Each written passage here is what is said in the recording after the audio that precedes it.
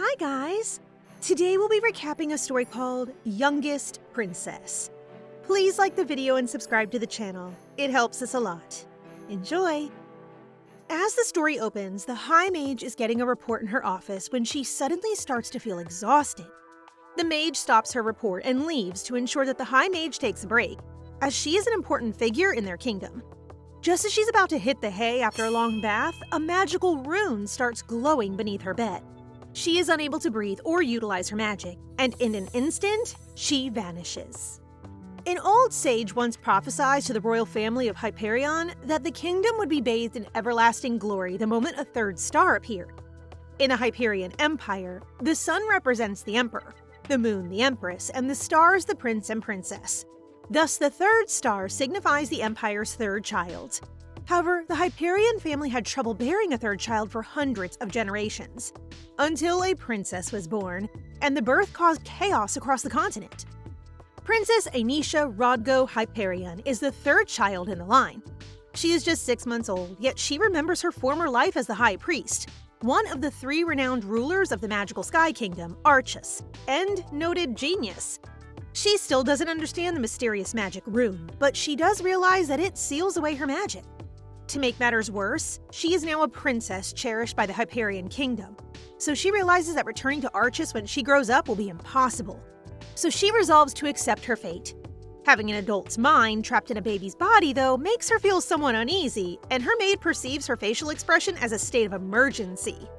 Diaper change, food, and all the means the servants are trying to entertain her are driving her crazy.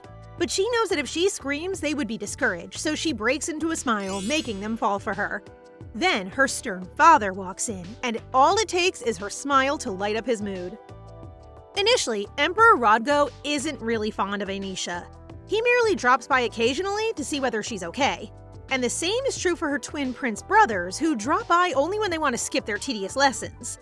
After receiving unwelcome treatment from her new family, she resolves to take revenge, and her first target is her father, Rodgo. It's been days since the Emperor last checked on her, so when the time comes, she offers him the most adorable baby eyes.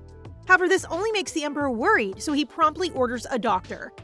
Following the doctor's confirmation that Enisha is perfectly well and merely fond of him, the Emperor begins paying her frequent visits and showering her with gifts. This behavior confuses the staff, who have never seen the Emperor act so affectionately toward anyone, not even the 2 princes. One day, Rodgo tries to touch Enisha and hesitates since his hand is covered in people's blood. But his defenses begin to break when his adorable daughter cuddles up to him, and from that moment on, Enisha's first prisoner is under control. After that day, everything changes as the Emperor starts to show signs of undying love for his daughter. OMG, the once tsundere father is now a simp, cutie.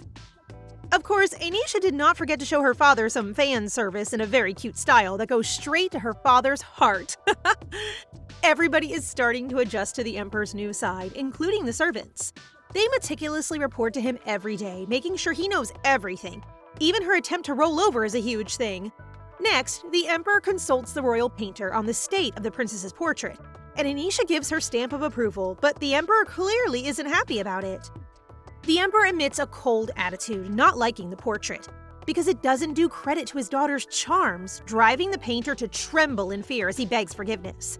It would not be surprising if the Emperor jails the painter, considering he has already jailed one innocent person due to her. So Enisha must immediately begin her rescue operation. First, capture the Emperor's attention, then stir him up a little by demanding something until he realizes that she likes the painting. Step 3 is to demonstrate her undying love for it, and finally, finish it off with an embrace. The Emperor's mood improves, and the life of the royal painter is spared. That night, the 2 princes are getting bored, so they decide to pay a visit to their little sister. They start talking about the increased royal security after an assassination attempt by an assassin who disguised herself as a maid and tried to kill Enisha.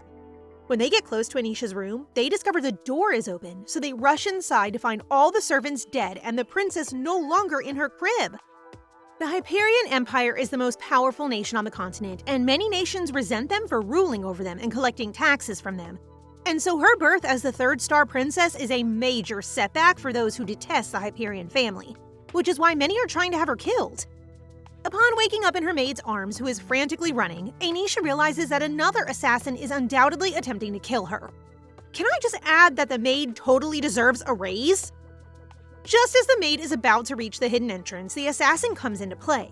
So Enisha has no choice but to use her limited magic to distract the assassin long enough for the guards to reach them. As the assassin rushes towards Enisha, blood begins to stain the floor, signaling that the assassin has been killed by the twins, who arrive in time to save her. The Empire's first and second stars were born as twins, with Hellard as the eldest, who looks exactly like their father.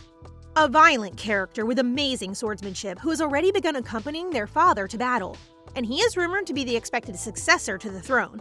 The second prince, Rochiel, takes after their mother, the late Empress, in appearance. He is known to be more sophisticated and icy than his brother Hellard, and though swordsmanship is also one of his strengths, he despises physical exertion. However, despite their opposite characteristics, the twins share one trait. They're both psychos. As we all know, the twins aren't particularly fond of Enisha, but this changes following the first assassination attempt. That night, the assassin disguised as a maid wraps a pillow around the helpless Enisha until she can't breathe. When she opens her eyes, she sees Hellard, who has blood on his face and is removing the cushion from her face. Rochiel decides to leave everything to the guards now that Enisha is safe, fearing that Enisha will throw a fit, but Hellard believes it will be entertaining, so they test it by sticking their heads in the crib.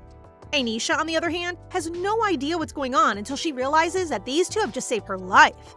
The twins are amazed that their little sister isn't crying after what happened to her, while Enisha sees this as her chance to win over her brothers.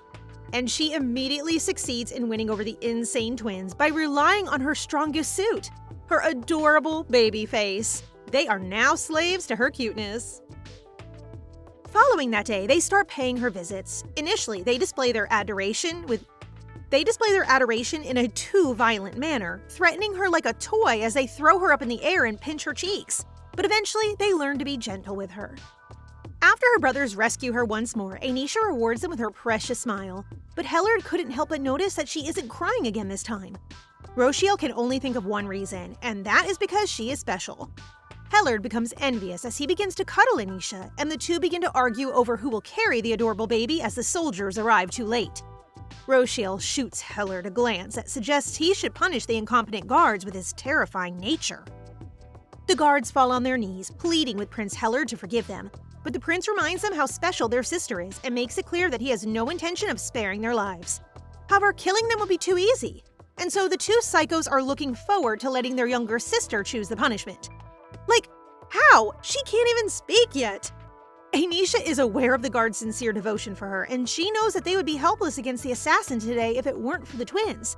But since she was in danger, she believes that 10 days in jail would be a reasonable punishment for them. Now, her dilemma is figuring out how to express this to her brothers, so she uses her hands to show them 10 fingers. But Hellard sees this as a very violent punishment, which is to cut off the guards' 10 fingers. Enisha goes into a panic and waves her hands, leading Hellard to think she wants to cut their arms. Then she extends her entire arm to describe handcuffs, but this only convinces Hellard that she wants to slice the guards' throats. Then, Rochiel realizes that Enisha's wiggling body suggests that she probably wants to cut off their limbs. There is definitely no ordinary brother in this family. Hellard draws his sword, leaving Enisha with no option but to let out a weeping cry. So while Hellard freaks out, Rochiel thankfully realizes that Enisha dislikes the sword, and as soon as Hellard sheaths his blade, Enisha immediately stops sobbing.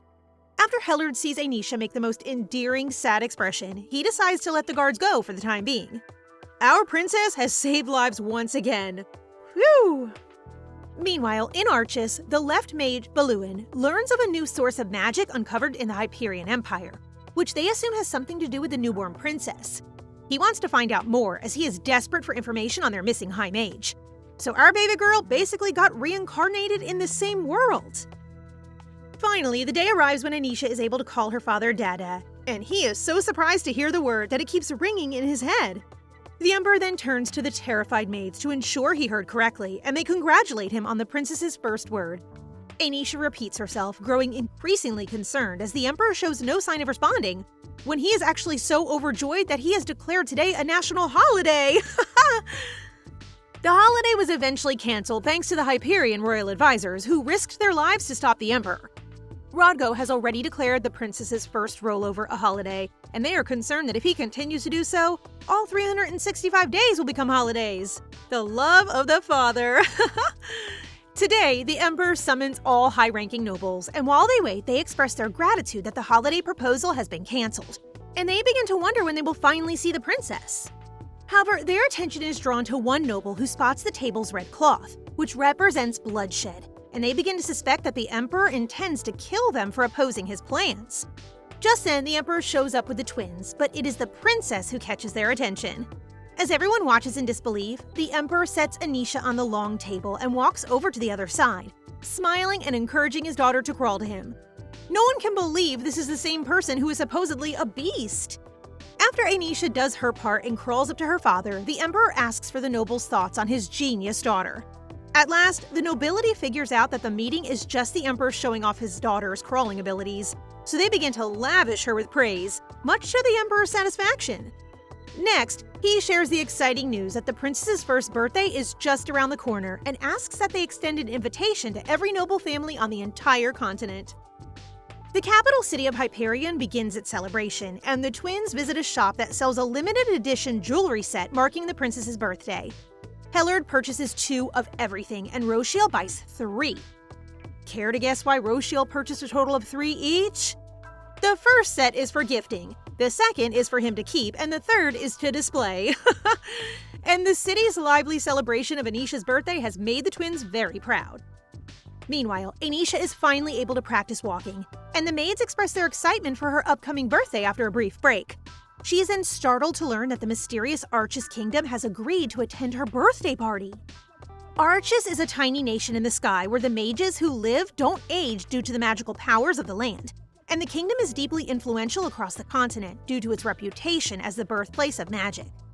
The 3 mages that rule Archis are Beluin, the left mage, who is in charge of their diplomatic relations, Noxita, the right mage, who is in charge of the legal system, and finally, we have the high mage, the most powerful mage in Archis, endowed with unparalleled magical might. Lastly, because Archis is a secretive nation, they've never sent delegations to other nations until now, which alarms Enisha.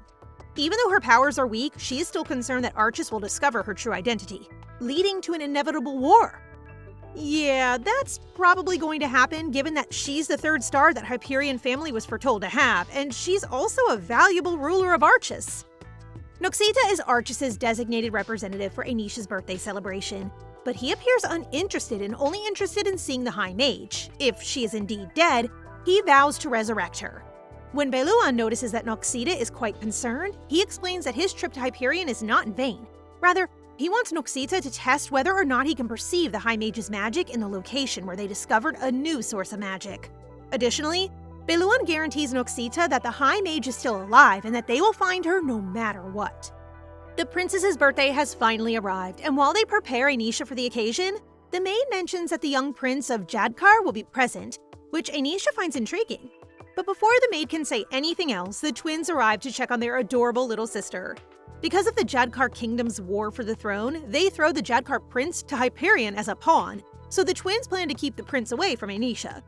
Enisha knows that Jadkar is a kingdom in the cold mountains, and she can already tell that he won't be treated well in Hyperion since he's being used as a pawn. At last, she's all dressed up and her brothers can't help but be smitten. Enisha is being carried by Rochiel when the Emperor shows up and swiftly takes her away from the brothers. As the 3 lads exchange angry looks, Rodgo teases the twins, telling them that they should become emperors if they want to get Enisha from him. Then, to demonstrate the might of the Empire, he orders the twins to behave themselves, a command that they joyfully comply with. They finally open up the door to the terrace where the public can glimpse the princess for the first time. The sight and sound of so many cheers shock Enisha, and she quickly comes to the realization that the entire Hyperion nation has lost its mind, not just her family. She can't disappoint those who love her at this point, so she smiles and waves her hand, which the boys think is adorable. Then, out of nowhere, 2 long-range magic arrows try to assault them, but the attacks are rendered ineffective due to the Empire's magical barrier. The Emperor only calls for the twins' names, and they already know what to do. The Emperor controls the Empire's barrier, which allows the twins to teleport. Just as Enisha is thinking about how to improve the shield, her brothers materialize back, having already captured the attackers. The twins execute them on the spot, and the Emperor seizes the chance to declare that regardless of strategy, Anyone attempting to eliminate their precious third star must be prepared to die, as there is no other way out.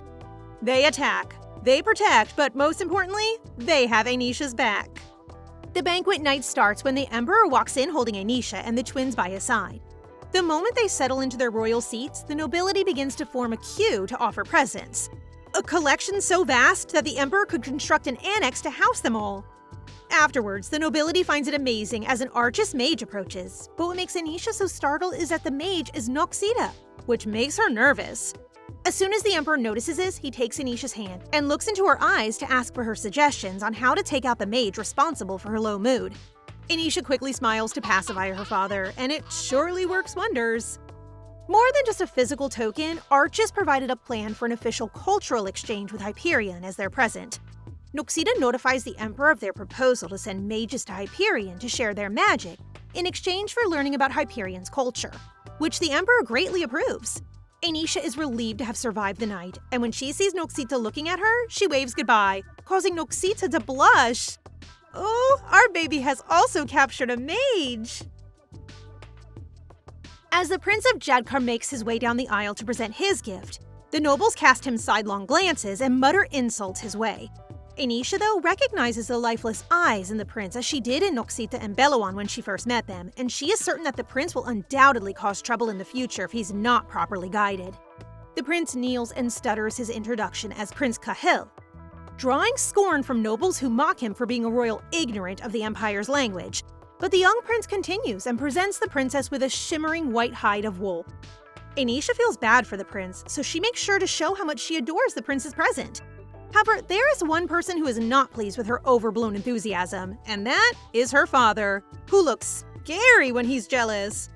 If this continues, the Emperor may end up killing the innocent prince, so she employs her weapon, screaming her love for her father, dazzling those adorable baby eyes, and embracing him. Her charm is definitely stronger than her magic.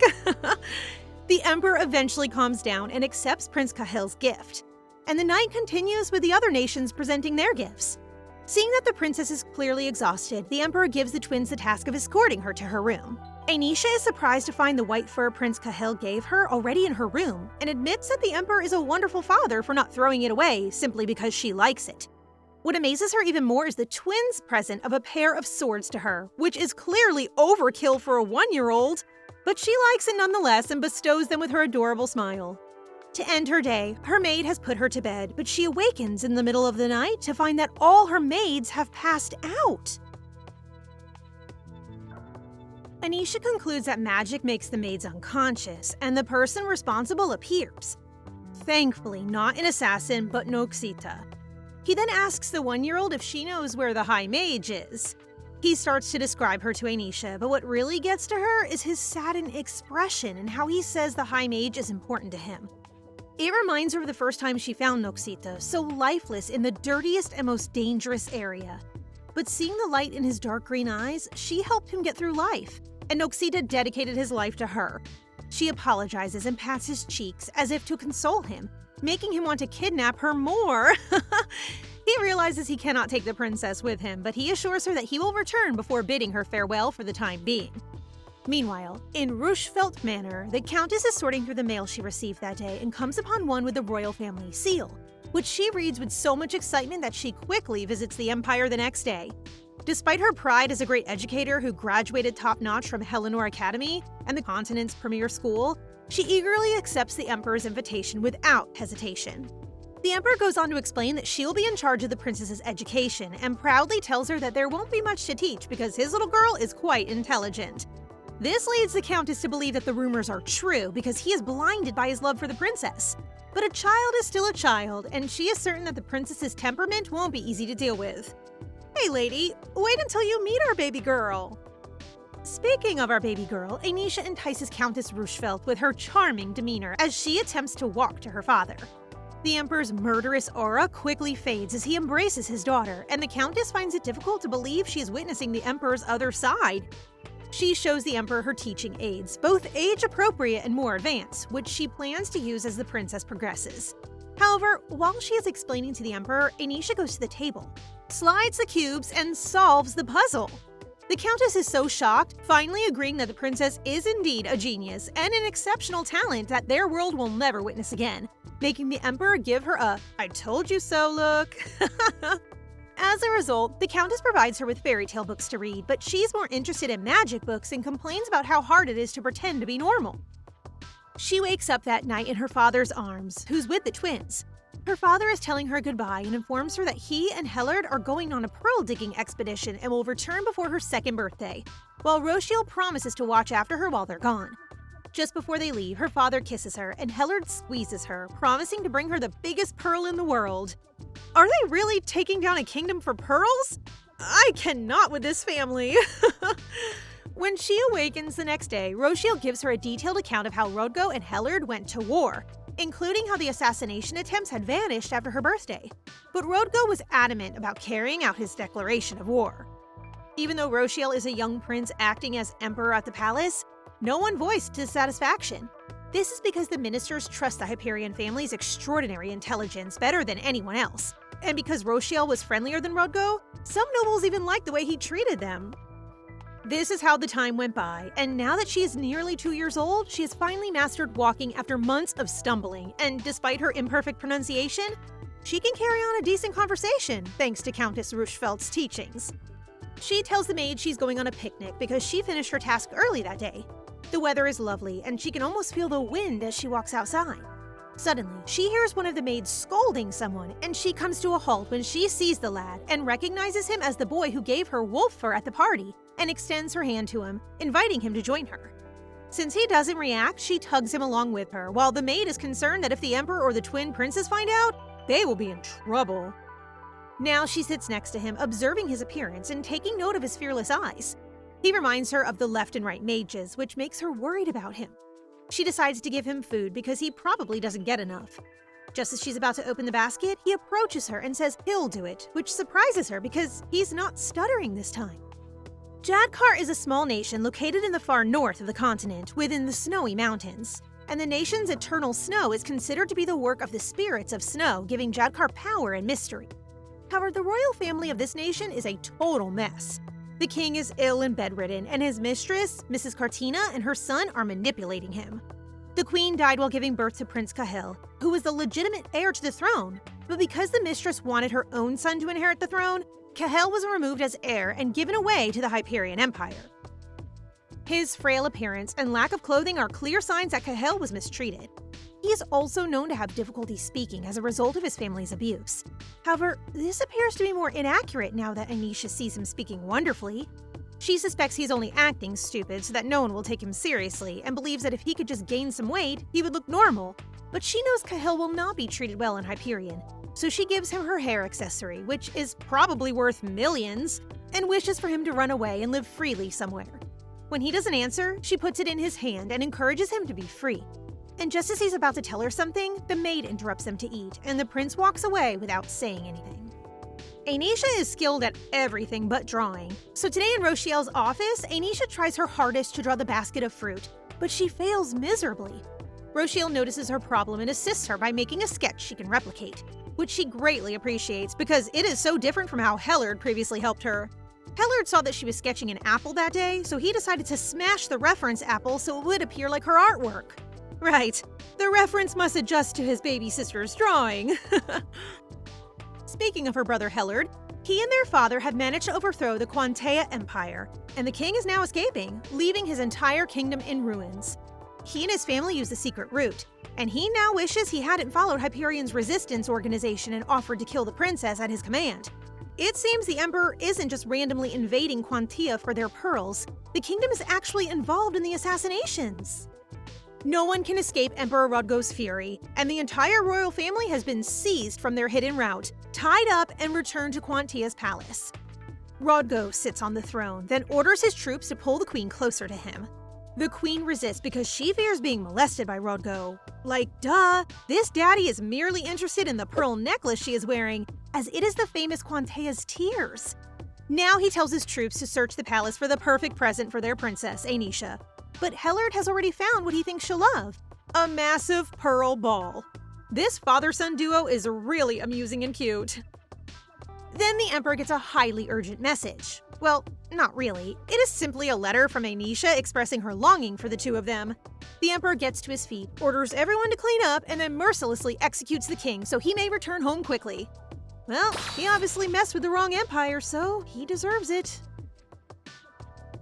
Time has passed, and although neither Rodgo nor Hellard are physically present, the entire kingdom is celebrating Enisha's second birthday with great spirit.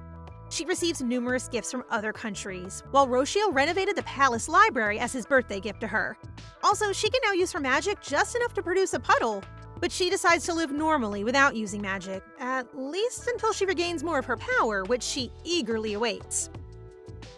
Preceding the Emperor's arrival, a concerned Countess Rushfelt visits Prince Rochiel's office, expressing her concern that Princess Enisha may have forgotten the faces of the Emperor and Prince Hellard after being away for 6 months.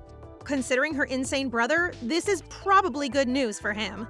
Rochiel then carries his baby sister, asking if she recalls their father and Hellard's face. But before she can respond, he assures her that she shouldn't be concerned if she doesn't.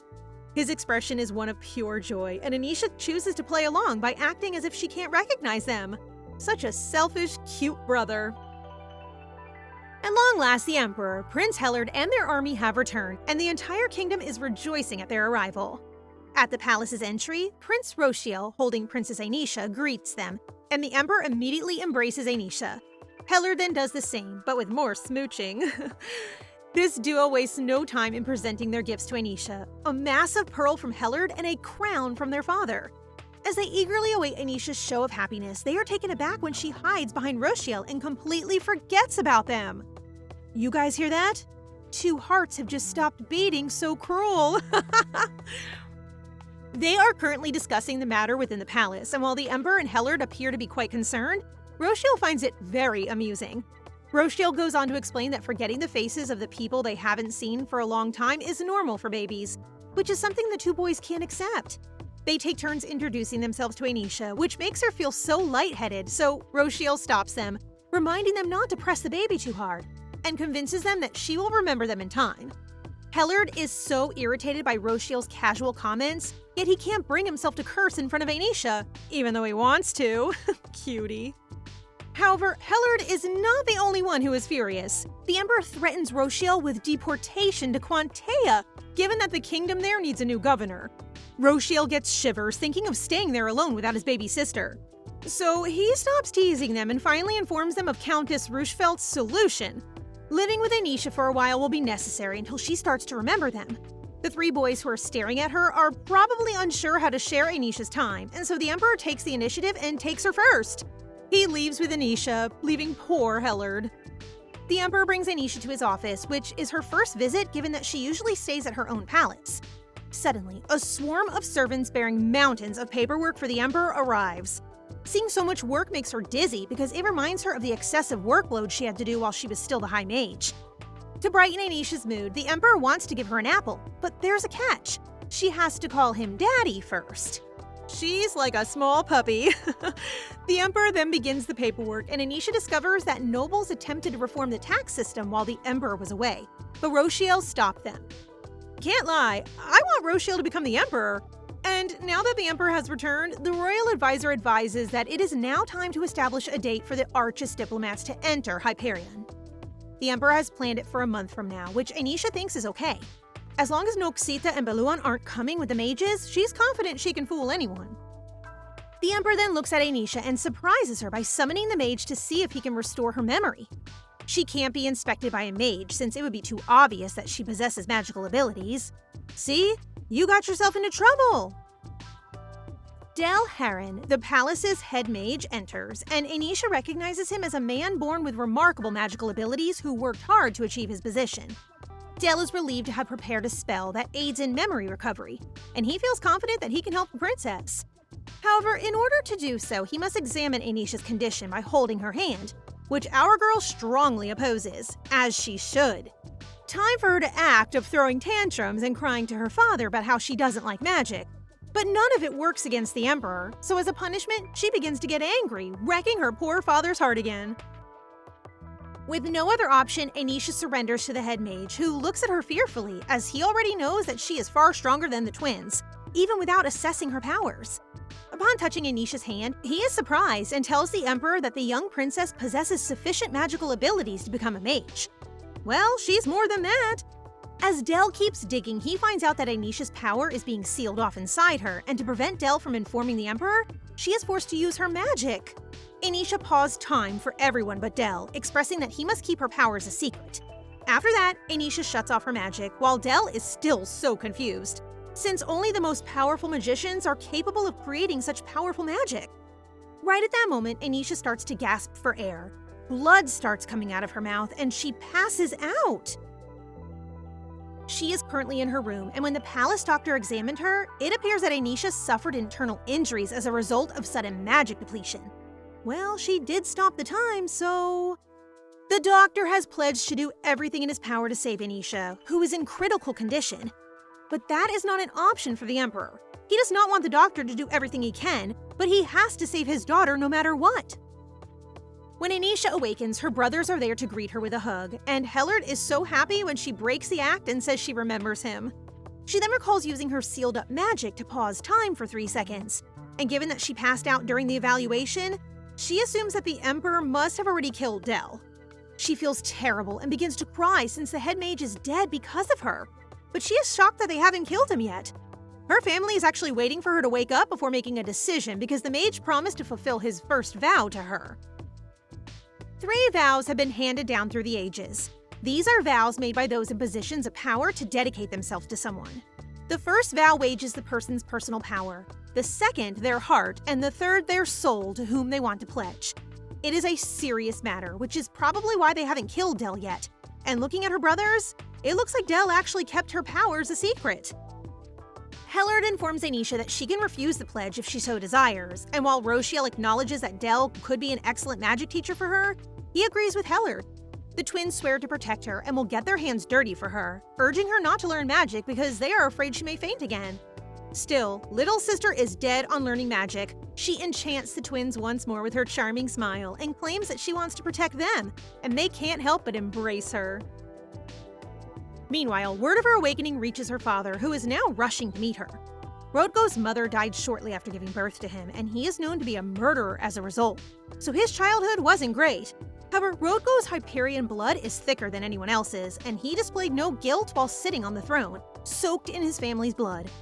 He reasons that being the strongest of the bunch, it is only fair that he be the Emperor, so showing affection to anyone is really not in his vocabulary. But that changed when Princess Enisha was born. Just as he was conceived by killing his mother, the Empress died shortly after giving birth to the princess. He feels the connection to her because of this, but he never intended to express worthless sentiments to the princess. But somehow he ends up loving her and becoming his everything. The Emperor entering Enisha's room and instantly kneeling down to kiss her hand makes her feel guilty, knowing that he must have been upset with himself for what happened to her. Her father's face lights up with relief as she offers him the biggest hug and calls him Daddy, suggesting that she remembered his identity. She then argues to her father that she wants to study magic from Del, and the Emperor, just like how the twins reacted earlier, is opposed to the notion because it may be dangerous for her. Our not-so-innocent baby here uses her powers again by tilting her head slightly, using those puppy eyes and asking her father with a weeping tone if she's truly not permitted to do magic. So, there you have it. The princess's wish is the Emperor's command. After the Emperor has agreed, he summons the head mage to make his first vow to the princess. Del chants his vow while on his knees, offering to pass over the authority of his power to the princess, which Enisha gratefully accepts. Del doesn't waste time after making the vow and immediately requests a private chat with Enisha, which the Emperor grants, leaving the two of them in her room. Enisha looks stunned when Del asks her if she is the High Mage, but from his serious expression, it appears that he's already convinced of her identity. He then reveals that they previously met at Helenor when she was studying at the academy and he was working as a teacher, and that seeing her distinctive gold-colored magic and high-level magic yesterday is what makes him so sure. And the fact that the investigators from Archis' Mage unit informed him that they sensed the High Mage's power in Hyperion also helps to round out the picture. Knowing that Archis is already looking into her disappearance is terrible news for her, but the good news is that Del is willing to assist her in remaining concealed. Afterwards, he reveals that the Emperor summoned all the Empire's doctors and magicians as she slept. But this time, instead of losing his temper and killing everyone, the Emperor remained composed. His point is that Enisha, as the third star, will undoubtedly change the fate of the Empire's harshness. He then clutches her hand and feels honored to have devoted his life to her. The Emperor arrives that night, just as the twins are pressuring her to reveal what she discussed with Del. She can't help but feel awful for her father after hearing Del's story earlier, so she decides to thank him by sleeping with him tonight. The twin princes go on an angry tirade about why Enisha will sleep with her father, and Rochiel wants to go along with it so they can share the Emperor's bed. However, Enisha quickly ends the argument by telling them that she will sleep with them later, and that for the time being, she will just sleep with their father. On their way to the Emperor's chamber, she finds out that Hellard had a tantrum after she collapsed, destroying her palace, so her father suggests that she sleep with him till she gets well. The following day, the doctor updates the Emperor on her progress, telling him that she'll be sleeping a lot and will completely recover with regular meals and medication. A cold breeze wakes her up in the middle of the night, and snowflakes land on her cheeks. She is startled to see Cahel in a spirit form, with white-colored hair. He begins to talk to her, asking if she remembers him and expressing concern that she might forget him. When she sees his sadness through his eyes, she touches his cheeks, telling him not to cry, and he blushes before vanishing into thin air. Upon waking up, she looks around to check if seeing Cahel was only a dream. But the sight of snowflakes on her hand serves as a sign that what transpired was indeed true. Reading about Jedkar, Enisha learns that only snow and ice existed at the beginning, and that Jedkar discovered a beautiful silver wolf while exploring the continent. Because of worldly wars, an arrow and sword murdered Jedkar's longtime friend, the silver wolf. As Jedkar mourned over his bloody companion, a huge silver wolf appeared and told him he was the spirit of snow and ice. After burying his only friend, the mysterious being asks him for any wishes, and he begs for strength to avenge his friend. The silver wolf gave Jedkar powers and froze his bleeding heart, which fueled his rage, and he drenched his hands in the blood of those who killed his buddy, becoming the ruler of the frozen region with his silver wolf banner. Enisha is done reading the founding myth of Jedkar, and she believes it is similar to what she knows. But she is adamant that the energy emanating from Cahel the night before was not magic, and it was also unique from the evil energy that Beiluan possessed. Instead, she attributes it to the spirit's might, as it managed to evade the palace's strict security procedures. She begins to wonder why he approaches her and says unusual things to her. While Cahel is sleeping, he begins having a nightmare, remembering how he played with his puppy when his stepmother and brother appeared. Mrs. Cartina creeps behind Cahel, telling him that he is being disobedient, so he quickly apologizes, pleading not to hurt his puppy. But his brother, Assion, only laughs, and they butcher the puppy in front of him. Cahel cries for his friend and asks why they are mistreating him after he did everything they asked and didn't pursue the family riches or throne, but their laughing sounds are all he receives. Upon waking up, he breathes heavily but takes comfort in the jewelry Enisha gave him, remembers her pleasant face, and is glad that she remembers him. Suddenly, mystical voices ask about his wish-making experience and encourage him to make more wishes. He calmly instructs them to halt and walks to the window to daydream about Enisha, the light in his life. Del is loving his new routine of picking up Enisha and walking together to the library for their magic lessons. He then tells her that Arch's diplomats arrived the other day, and they all seem to be very interested in her because they now know that she is the first Hyperion born with magical abilities. Nevertheless, she intends to stay in her palace, as she doesn't think anything positive will come from meeting them. When Enisha inquires about any more intriguing news, he muses for a bit and remembers that the mages in the palace are looking into a peculiar incident in which the trees in the Golden Forest froze, as there could be no other explanation for the occurrence beyond magic. Despite her belief in Cahel's abilities, she is taken aback when he informs her that the mages from Arches suspect that she may have used her magic to accomplish it. She refrains from commenting further out of fear of exposing Cahel and making things difficult for him. The Emperor and the twin princes discuss how Enisha needs friends, as advised by Countess Rushfeld, because children her age need to build friendships. These boys know nothing about friendship, so they all remain silent for a while before the Emperor suggests that they can find the little princess's friends, given that it is what she needs, and they all nod in agreement. 3 days later, Enisha is hosting a tea party for girls her age, like a whole bunch of crybabies. As she struggles to deal with the situation, her father comes over to see how she's enjoying herself. However, things get worse when the girls start crying at the sight of the Emperor's menacing face, so Enisha persuades him to return to work, leaving the girls still reeling from their emotions. Enisha tries to comfort them, but the girls start to leave. leaving only one girl with her. She approaches the girl with the intention of having a conversation with her, but as she gets closer, the girl purposely knocks over the teacup, causing it to fall. The maid arrives to clean up, but instead of taking responsibility, she plays dumb and accuses Enisha. Enisha chooses to remain calm while her furious brother Hellard shows up out of nowhere and tries to assault the deceitful girl. Elder brother, let's go! The Hyperion bloodline is known for their might, and people often regarded them as gods, but they were also feared due to their predatory nature, and the twins are no exception. Their views, however, shifted dramatically with Enisha's birth, particularly on the night the twins murdered her would-be killer. She gives them warmth, smiles at them even though they reek of blood, and it is the first time they felt loved. Aww. That explains why these two boys are so protective of her and have been watching her the entire time she's been at her first tea party. They are more focused than a CCTV and saw that the tea was purposefully spilled by Marquess Iliosa's daughter. Rochelle intends to discuss this with the Marquess, but Hellard appears to be impatient and has already confronted the lady. The party is over thanks to Hellard, and he is now getting a lecture from Rochelle, who believes that no young ladies would ever visit Enisha again because he scared them away. Hellard is so adorable as he listens intently and regrets what he did, while Enisha is relieved to have a normal brother like Rochelle, or so she thought. This normal brother of hers has already devised 10 distinct plans to bring down the entire Iliosa family. He really said handle everything with class.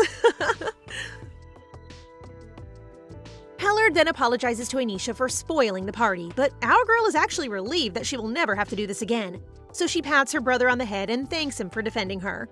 He rushes over to embrace her, and the three of them carry on with their tea party, enjoying each other's company. I love them so much. Their sweet moment is cut short when a servant shows up to tell them that the Arch's magicians have asked to meet with Enisha. The fact that the magicians seek Enisha's time without first scheduling an appointment irritates the twins, who believe the mages are quite proud of themselves. But as an aspiring mage, Enisha persuades her brothers that meeting them is for the best. Actually, she just wants to meet them once in order to put them to rest, as she fears that the archmages will do something much worse just to see her. Among the archmages who have come with head mage Del is Tenerife, whom Enisha remembers from when he was a tiny child who aspired to be just like her. She smiles proudly at him while the twins reveal their menacing side as they confront the mages, wanting to know why they want to meet the princess. As the group's official spokesman, Tenerife reveals that upon discovering the princess's magical abilities, they intend to teach her magic themselves as they are the greatest. But just as Tenerife is about to elaborate, Hellard interrupts him, obviously uninterested in his proposal, hence Enisha chooses to handle the mages before the situation escalates and someone dies. She approaches the mages, and Tenerife tries to persuade her of their pure intention to teach her magic, but she is aware that their true goal is to examine her until they discover her link to the High Mage. Enisha then rejects their offer, asserting that she's already exceptionally gifted and does not require their assistance. Meanwhile, Beluan is witnessing all of this at Archis in real time, and the rain today is reminding him of the first time he met the High Mage.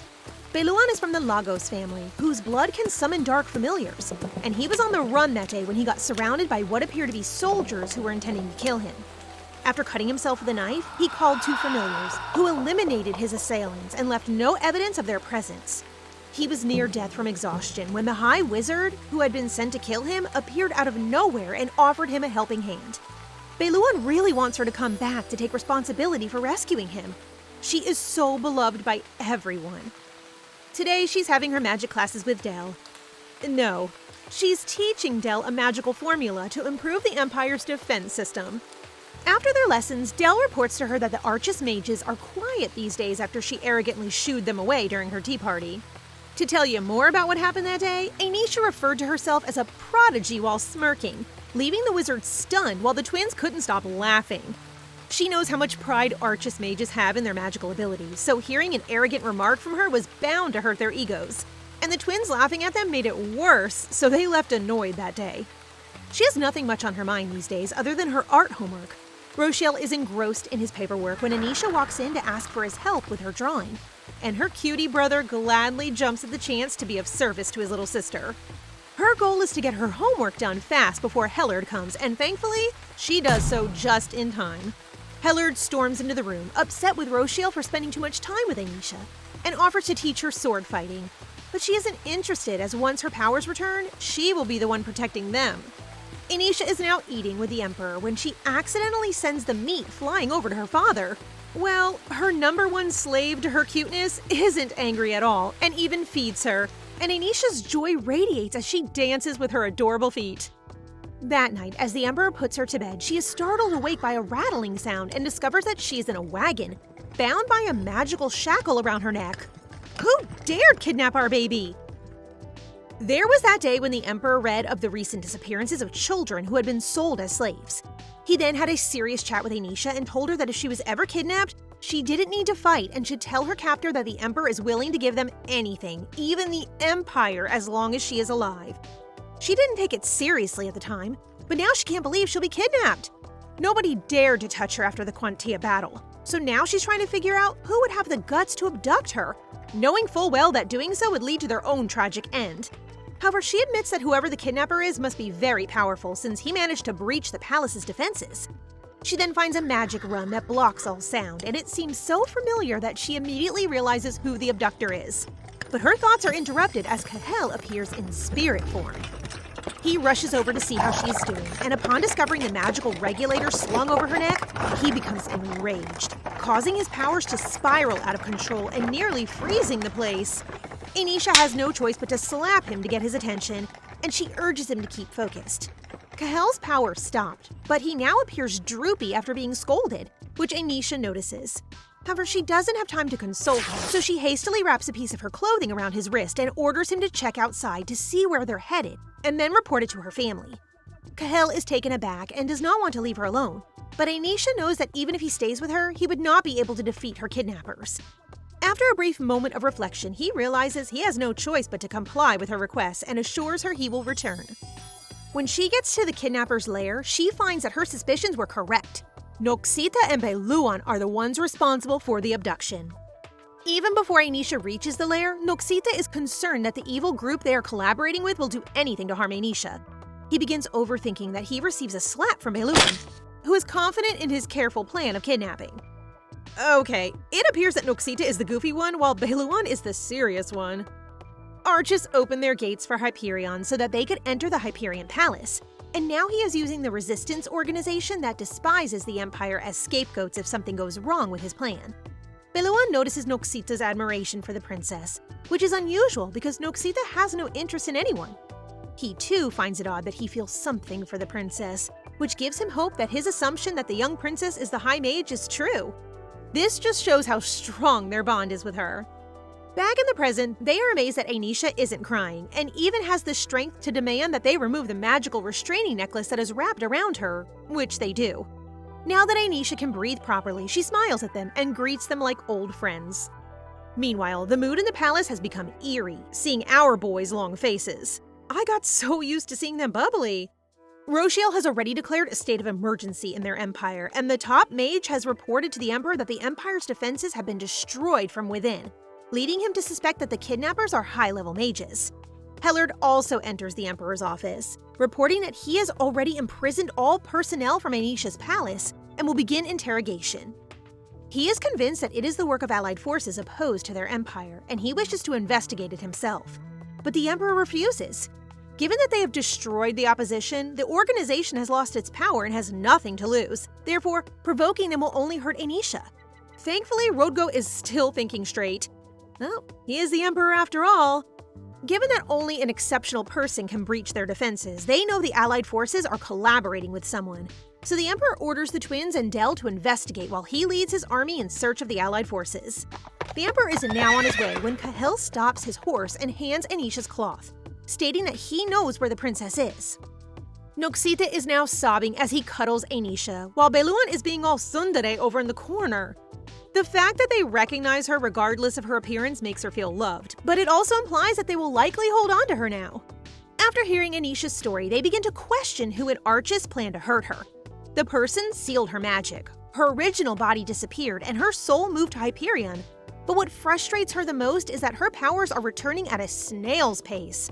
Beluan then advises that they return to Archis right now so that he can start investigating her sealed powers, and that despite her appearance, he is confident that everyone will accept her. However, Enisha is unable to leave at this time and believes it is best for them to clarify her death and find a replacement, which surprised Noxita but enraged Beluan. He starts to think that their High Mage has become too attached to her new family and is now abandoning them, which is unbelievable, and he is determined to bring her to Archis even by force. They are cut short when the door begins to bang, prompting Beluan to speak with the allied forces outside. These nobles are trying to rush him to give them Enisha, causing Beluan to unleash a sinister aura that makes them all cower in fear, compelling them to wait. The reason behind this is that they have a deal wherein the allied force can do anything they want to the princess once Beluan is done speaking to her. Returning to the chamber, Beluan reassures Enisha that the allied soldiers are merely a convenient scapegoat for his abduction of her. Then he goes on to say that his decision to take her to Archis is final, even if it means making Hyperion their enemy. Enisha gets up and uses her authority as a High Mage to stop Beluan from making decisions on his own. Thankfully, Noxita follows her orders, but he does point out that Archis will be ready for her return still, which means Beluan has little choice but to let her go as well. However, Beluan tells her that the next time that they meet, she must choose between Archis and Hyperion. Enisha's next concern is that these mages did not prepare an escape plan without her, so she discusses her idea because she is certain that once the Emperor arrives, only she will leave the place alive. Meanwhile, the head of the allied army is just sitting tight until Beluan hands over the princess. The leader is actually the ruler of a fallen nation that Emperor Rodgo destroyed, and it is when he is on the verge of death that Beluan appears and offers the kidnapping. At last, as agreed upon, Noxita and Beluan hand over the princess to them. They have removed the magical restraint around Enisha's neck because it is an Archis device that they can't give. But they use magic to put the princess to sleep in compensation. They act so cooperative! Beluan suggests to the leader just before they depart that the best way to carry out his revenge would be to assassinate the princess in front of the Emperor. The idea thrills the leader, but he also believes it's impossible. He is well aware of the Emperor's power, and he will surely be chopped off before he can even touch the princess. Bad guys, you need not fear. As a parting present, Beluan lends the allied force enough of his powers to withstand the Emperor. They really have no idea they are being played. Following the mage's departure, the leader receives words that the Hyperion is on its way, and he can't wait to put his newfound abilities to use. All I can say is, may they rest in pieces. As the commander, Kaelan cradles the sleeping Enisha in his arms. These dim-witted allies march out to face the Hyperion family and their army. The commander then points his sword at Enisha's throat, threatening Rodgo with ordering his army to disarm, which Rodgo complies with. After witnessing Rodgo's willingness to cooperate, Kaelan lets out a menacing laugh, convinced that he now has the upper hand. With confidence, he boldly asks that Rodgo return all of his possessions, including his fallen nation, and commands the Emperor to kneel before him. Kaelan believes the Emperor is going to bow down to him as Rodgo gets down from his horse. But then Rodgo vanishes and reappears before him in an instant. With a swift execution, Rodgo slices his arm, cradling his beloved daughter, and takes Enisha back into his embrace. Now, that's how you disarmed. While sarcastically criticizing the leader for touching Enisha, the Emperor wraps his crimson robe around his daughter, protecting her from witnessing him single-handedly slaughter the whole allied force. Seeing their father vent his frustrations alone was too much for the twins, so they decided to join the fun while telling their own army to just sit back and relax. Their armored outfits are just stunning. While the three are engaged in combat, they fail to notice Kaelan using the evil spirit he obtained from Beluan to launch a surprise attack on the princess, only to be surprised when Enisha simply stares at him and grins as the spirit attacks him instead. As if nothing has happened, she resumes her nap. A true Hyperion indeed. Witnessing her father's might for the first time, Enisha is in disbelief that it is a human being's movement. When Rodgo slices through a magic circle, her amazement grows, and she acknowledges that the Emperor is stronger than any seasoned mage from Archis. Enisha is uncomfortable under the robe after a while, so she wriggles her hands out, which catches Rodgo's attention, and the two of them embrace. Her brothers also rush over to see her, and Rochiel hurriedly wipes his baby sister's face as it's splattered with blood. But they are glad that she isn't frightened of the massacre around her. And now the joyous reunion with her brothers start, complete with pats and pinches. Nothing like some quality bonding time after slaughtering an army. Following that, a royal knight approaches them for advice on how to best handle the remaining allied forces. Hellard casually lifts Kaelin and orders the knight to take out everyone else because they have the leader in their hands. Like, literally. Hellard gets a slap from his father as Rochiel covers Enisha's eyes, and the two of them scold him for showing their baby something so nasty. After the Emperor gives the knight orders to dispose of everyone except Kaelin, he gives Enisha to Rochiel, the much sanitized brother, to take back to the carriage. Upon completing his duties, the Emperor hops into the carriage as well. He checks on his sleeping daughter, and they prepare to return to the palace. Upon their return to the palace, the Emperor and his two sons summon Cahill, the kid responsible for discovering Anisha's whereabouts. Rodgo has never liked the kid after giving Enisha a gift that she ends up enjoying, so he exchanges glances with Hellard, and the two mutually decide to eliminate Cahill. Fortunately, Rochiel, the family's brain, breaks the silence and proposes that they offer Cahill a reward, which Rodgo despises but must agree to. However, when Cahill insists that he wants nothing and only wants to help, Rochiel joins the "We Hate Cahill for Showing Affection to Enisha" fan club. After the Emperor cools off, and because Cahill doesn't want a reward, he gives him his own place in the palace, as well as a promise to one day save his life, which Cahill accepts. After Cahill leaves, the three evaluate the kidnapping and decide to destroy not just the allied forces, but also the rest of the accomplices. Having said that, the small nation of Pelkin is supposedly the one behind it all. And since Rodgo and Hellard aren't interested in leaving for another conquest, they force our poor Rochiel to do it. They really said it's your turn to be forgotten. Speaking of Enisha, Del informs her that the investigation has led them to the nation of Pelkin, and they have clear evidence that they disguise themselves as Archist personnel to kidnap her. However, Del is suspicious that something else happened because he witnessed Kaelon being assaulted by a black shadow, making it weird that they found him dead by self-harm. A simple smile from Enisha makes Del wince, and he takes it as a signal that he shouldn't dig anymore. After their talk, Rochiel enters her room and hurriedly gives her a tight hug, asking her not to forget him with a teary look.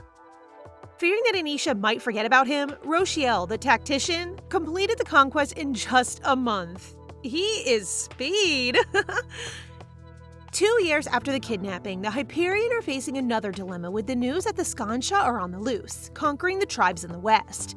The Hawkman, aka the King of Scansa, has successfully conquered 3 major tribes and is expanding their domain, so Hyperion officials agree to establish a contingency plan and dispatch more troops. The Emperor approves, and even though the conference hasn't ended, he and his twins decide to head out as they agree to play ball with Enisha. When it comes to the princess, the officials have no choice but to comply, and they begin hyping her up, making these three extremely proud. At 5 years old, Enisha has already mastered the art of the proper greeting, which has her father and her brothers quaking in their boots. Cuties. They then watch her play ball, but she trips over a stone, making the 3 boys panic. The twins swiftly ensure she's alright by calling a doctor, while the Emperor gets enraged and summons the gardener. When the Emperor confronts the gardener, he emits a menacing aura. However, this fades as Enisha approaches him, making the adorable claim that her father will make her feel much better if he blows her hand. The Emperor calms down and does it, while Enisha tells the gardener to quickly leave. A day in the life of Enisha, saving lives. Enisha is excited as she makes her way through her secret passage to the Golden Forest, where she plans to go on an adventure by herself. This is only possible because the palace's magical defenses were strengthened to the point where even the left and right mages were unable to easily breach them.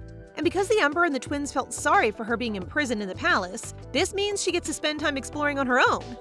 Wolfer hasn't shown up to her since the kidnapping incident, but she's found strange hints that he drops by the Golden Forest often, leaving behind snow and ice fragments that she diligently covers with dirt. She then takes a break beneath the golden tree when Cahill shows up, perched on a branch. He trips and falls on her, but he manages to float while embracing her. Cahill quickly checks on her to see if she's hurt, but she shyly informs him that it's her butt that hurts, making him feel so embarrassed that she can't help but giggle. He asks her whether she finds him unusual, but instead of responding immediately, she stands in front of him and removes the leaf from his hair, and he expresses his gratitude wholeheartedly. Hellard once summoned Cahill, and by glancing at the boy, the prince knows that he isn't as innocent as he appears and has already killed someone. Well, Hellard is not wrong, for Cahill has been working as a mercenary for a red-haired woman, and sometimes he is forced to kill. Enisha and Cahill are enjoying the breeze under the golden tree when Cahill reveals that he has become an apprentice for a Haldan, Hellard Knight's order. From what Enisha knows, Rodogo's order is called Hyperion. Rochiel's is Ealta, and Heylard's order is notoriously harsh, so she is concerned that Cahill is struggling. Just then, she remembers that Haylard and his knights have training in the morning, but Cahel wants to spend more time with her, so he insists he'll be fine if he's a little late, which is obviously not the case. So our little girl chooses to accompany him to the training grounds in an effort to save him from Haylard's punishment. Then she orders Cahel to carry her, which he blushingly accepts. Is it okay to ship these two already? Then Enisha finds out that Cahel aspires to be a knight so he can proudly stand before her, which she finds admirable, and she can't help but see Noxita and Beluan in him. And because no one knows he has powers, she advises him not to use them excessively, to which he is compelled to agree. They have arrived, and one knight is irritated because Cahel is late, but he is startled when the adorable Enisha appears from behind him. Haylard raises Enisha, and he is overjoyed to find that his little sister wants to see him sword fight. But his mood quickly changes when he sees Cahel, and he lashes out at him, asking why his sister is with him. Seeing her brother about to tear Cahel apart prompts her to act fast and call for his attention, informing him that she has asked Cahel to bring her there. Staring at him with her compelling eyes convinces Haylard to let Cahel go this time. Phew! She sits comfortably and watches Haylard train, noting that the knights are highly competent and that the Hyperion bloodline is magnificent. Haylard then hands her a sword and asks her to try it. She hesitates but agrees to his request. As Enisha clumsily shows off her sword skills, Haylard catches her in a flash but can't help but giggle.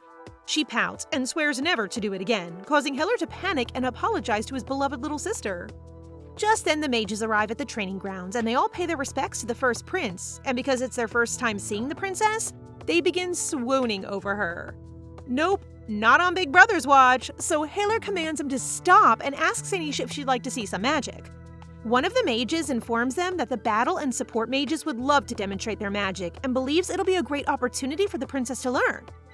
Nah, you're actually speaking to the strongest mage, but since she wants to see how powerful they are, she agrees to watch the battle mages use magic.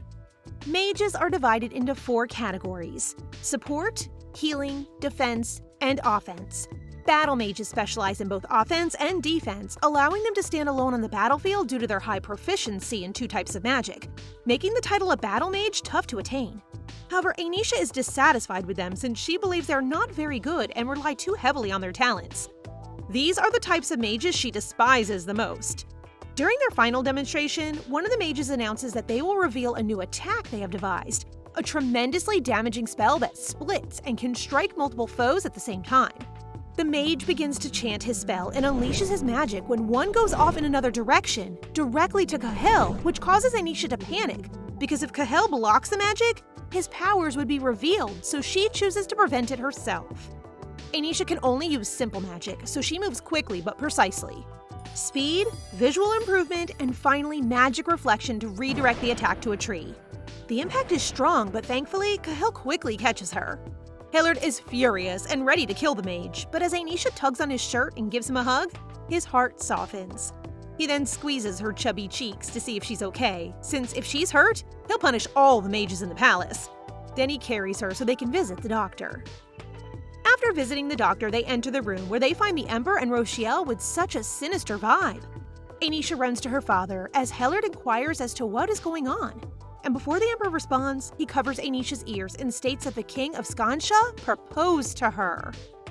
While Enisha and Del are quietly reading books, Del informs her about the uproar among the palace mages, who still cannot believe that a 5-year-old can wield such defensive magic. But not her family, who are just proud of how talented she is. Del then shares that the battle mage suffers from not only a broken arm and leg, but also many limb injuries. The two believe Haylard did it, but after hearing that the mage was attacked in his room and was raving about snow everywhere, Enisha becomes convinced that Cahel is the real culprit. Meanwhile, Hyperion officials are in agreement with the Emperor and the twins that they should refuse the Hawkmon's proposal. In the midst of Haylard's outrage over the 20-year-old king's proposal to their 5-year-old princess, a nobleman expresses the opinion that Scansa would be a good trade partner, but he instantly retracts it when Rochiel shoots him a deadly look. Haylard wants to finish the king, but has concerns that people will accuse him of launching a war for no cause, which is exactly what the Emperor is thinking, as seen by their disdainful faces. Like father, like son. Meanwhile, Mr. Tactician over here is planning on choosing a nation to support a king and compete with the Hawkman, and he has decided on Cahel Jadkar as the perfect choice. The 3 resolve to make Cahel king and use him to keep Scansa under control. Win-win situation. Speaking of Cahel, he's being beaten up by some Ahalden knights for hiding behind the princess when Hellard arrives and orders them to leave. After noticing that Cahel is unfazed by the beating, he decides to teach him swordsmanship himself. Hellard is a kingmaker.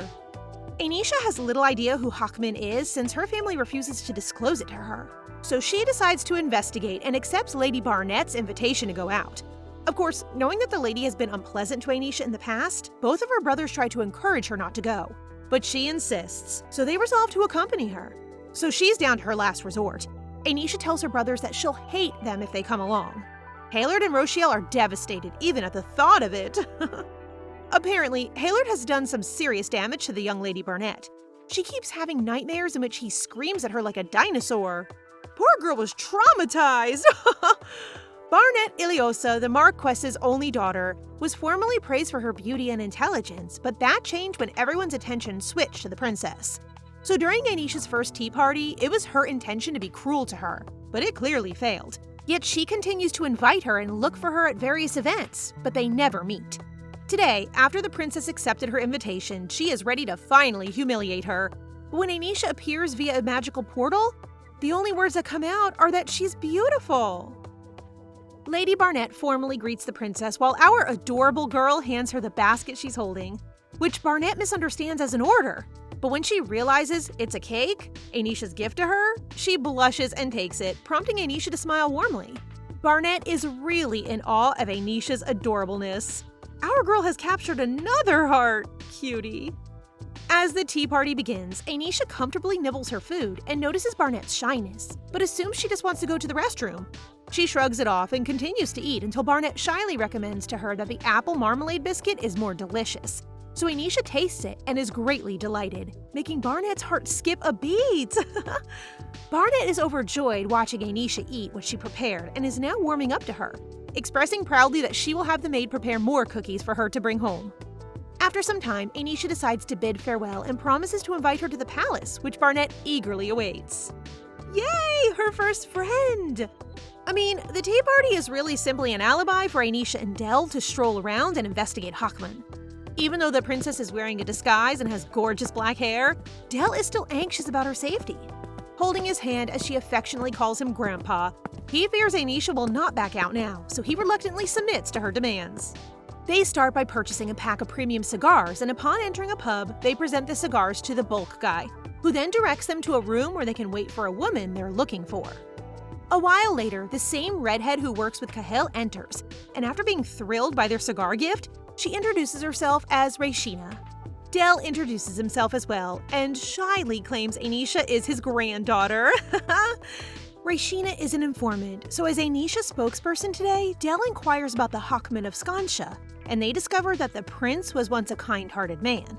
But 5 years ago, rumors circulated that he had gone insane, and his people welcomed the change, so he became the Hawkman and ended up being the predator of the West.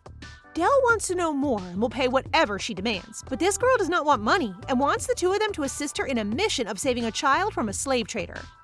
Del sighs and agrees to the deal when Enisha repeatedly pokes him, while Rashina presents to them her talented partner Cahel in his white-haired disguise. Cahel immediately recognizes Enisha, and Enisha is as stunned as he is to meet him in such a place.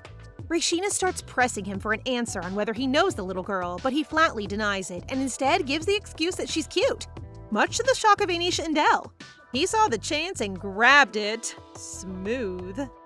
Rashina then begins explaining to him their mission, and Enisha will play a critical role in ensuring its success. Hearing it causes Del and Cahel's rage to flare up, but Enisha intervenes, and they stand there suppressing themselves. Rashina continues to discuss her plans to hand over Enisha to the slave trader, and once they find the child they're looking for, they'll get Enisha out right away. While listening, Enisha realized Rashina is just as deceitful as she was during her high mage days, but she has no choice but to follow her schemes to gain her trust today. After receiving a headshake from Del, a sign that they should back out, Enisha continues to poke him until he finally gives in and accepts. Before they continue, Cahel requests to speak with Enisha alone, so they go to an empty room. Cahel kneels before the princess, and Enisha demands to know what he's doing in there, but he just vaguely answers that he's looking for a place for himself before returning the question to her. Enisha simply states that she and Del are examining Hawkman, who has proposed to her. She then cries, expressing her fear that she may be sent off to marry a guy she does not know, and then unexpectedly hugs the blushing Cahel. Meanwhile, Rochiel is having a foul mood after having a distorted memory of Enisha hating him. So when he hears about an auction involving illegally trafficked children, he decides to take care of it himself to probably just relieve his feelings. Uh-oh. They're now in the carriage, and Rashina makes up a fictional background for Enisha and decides to use the name Enisha as her fake identity, unaware that she's actually correct. When they arrive, they proceed to the auction house, where Grecian, the owner, is immediately smitten by Enisha's beauty and readily accepts her as payment for the kid Rashina wants. She is then handcuffed and placed in a tiny room where she simply comfortably sits. Using his ability, Cahel materializes before her, and he visibly dislikes seeing Enisha restrained, which serves as a reminder to Enisha that Cahel can be rather irritable and is unaware that he injured the battle mage. He initially denies it, but then realizes he can't lie to Enisha, so he admits it, while our girl orders him not to do it again, especially today. He just simply says he'll try and then changes the topic to Enisha's safety, expressing concern that she's in handcuffs. To reassure him that she's fine, she uses a small release of her powers and claims the shackles are easy to remove. Yet again, Cahel draws nearer to her, this time expressing his concern in a more serious tone. But as they hear footsteps, he decides to leave immediately. Grecian then leads Enisha into an underground dungeon, where she joins the other kidnapped children. As she continues to wait in the corner, and considering how much time has gone without her being rescued, she becomes increasingly convinced that Rashina has betrayed her. Rashina is overjoyed in an alley because her task has been successful, and Grecian has even given her some money. Cahel then claims he has to go back and save Enisha, saying that since Del is a mage, and they appear to be from a noble family, they may return for revenge. But Rashina is unconcerned because they can simply flee with the money they have. She also adds that those two are actually suspicious, so she asks Cahel to simply wrap up and leave, proving to him that Enisha is correct, as she revealed in the carriage earlier that Rashina will most likely betray her. Enisha plans to escape after the bidding and has asked Del to wait outside the auction house to rescue her, while she orders Cahel to determine whether Rashina will betray her for money or because she is suspicious of her, and if the latter, she orders Cahel to restrain her. So Cahel unleashes his ice powers and confronts Rashina, who has little chance of defeating him. He binds her up while our guy here is really trying to control his anger, so he holds the brooch Enisha once gave him and hopes what he did today helped her. Meanwhile, the auction has begun on the inside, and Rochiel is horrified to see children being sold, so he intends to take action after the auction until Enisha appears. He has strong suspicions about the child's identity and intends to buy her right away. Say goodbye to your auction house and say hello to the slaughterhouse. The nobles begin bidding, and Enisha's presence causes a stir because everyone believes she looks exactly like the princess. If only she didn't come with black hair and blue eyes. Someone bids 4,000, which makes Grecian so delighted he could cry, until someone doubles the price. A voice that Enisha recognizes, so she looks at the crowd and finds her brother. However, someone from behind competes with Rochiel, and he ends up bidding 100,000. Grecian refuses to stop and believes the other man will bid more, which makes Rochiel lose patience, so he throws a ball at Grecian's assistant and instructs his knights to grab Enisha. Enisha can't allow her brother to capture her now, so she dashes away with her powers. But Rochiel's knights are so skilled and close behind her that she is nearly out of magic. Just as she's about to use her last skills wisely to reach Del outside the auction house, someone unexpectedly snatches her and drags her into a dark chamber. Please, be Cahel! No matter where they looked, not even the prince could locate Enisha despite their best efforts. She can hear every word, but the man behind her assures her that they won't be able to find them. Turning around, she sees the man who is bidding against Rochiel at the auction. He smiles at her, but she pushes him, demanding him to set her free. The masked guy pauses for a moment before removing his mask, revealing his true identity in the hopes that she will remember him. Unfortunately, she does not recognize him, informing him that he is the wrong girl and goes straight to the door, attempting to open it, but he slams it, stopping her from opening. The man confesses how much he misses her and how much he ached for her even in the lonely darkness. He dreams of her, her face, her voice, and he thinks about it all a lot, and it's too painful to think that she'll pretend not to know him at all. He kneels in front of her, pleading her to recall him and refers to her as a high mage. This time, Enisha discovers that he possesses the ability to easily reverse the spell Del cast on her. detects his ruby eyes, and recognizes the guy in front of her as Avartia. Unlike good elemental spirits, evil spirits use their strength to decide their rankings, and after numerous battles under one another, pride, envy, wrath, sloth, greed, gluttony, and lust are recognized as the 7 underworld sovereigns. Mages are capable of summoning them, but it comes to the expense of losing either your body or your soul. Therefore, no one dared to do it until 10 overconfident mages who are so curious use their powers to summon one of the sovereigns. Their original goal was to summon one sovereign and promptly return it, but their plan backfired and had them all killed as they accidentally called the last sovereign, Avartia of Avarice, who devoured the other 6 sovereigns. Curiosity really killed the cat. Enisha first saw him eating a person when she was still the High Mage, and she believes he should not be in the human world. So they fought for 3 days straight, and even though she won, she couldn't kill him or send him back to the underworld, because she had already used her power in their fight. Instead, she used every last piece of her power to successfully bind him. But seeing him now, Enisha fears Avartia has broken free because her powers are locked away. As a result, she asks Avartia directly whether he intends to exact his vengeance. However, he denies this and says he is waiting for her to mature before devouring her.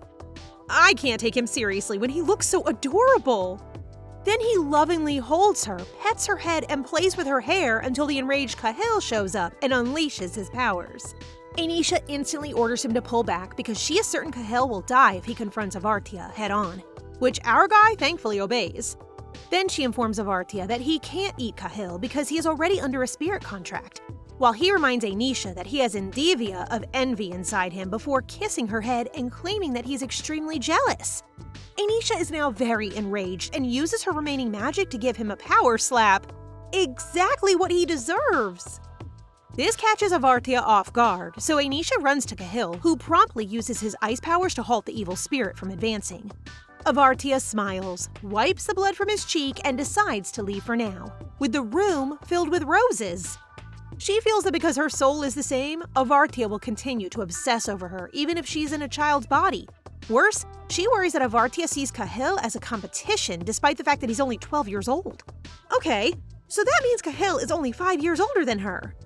Del and Rashina, who is stunned to realize Enisha is the princess, arrive, and Del runs to her, sensing that the disguise spell he set on her has been broken.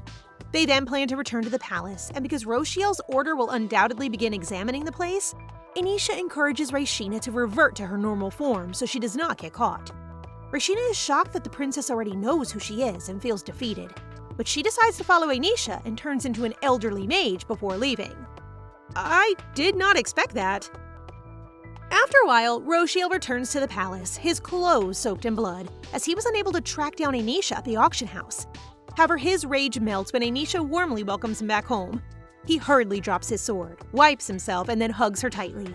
He then tries to get answers about her outing today, but after receiving the most sweet smile and a promise to go out with him and Hellard next time, Big Brother succumbs and finds himself unable to question her any longer.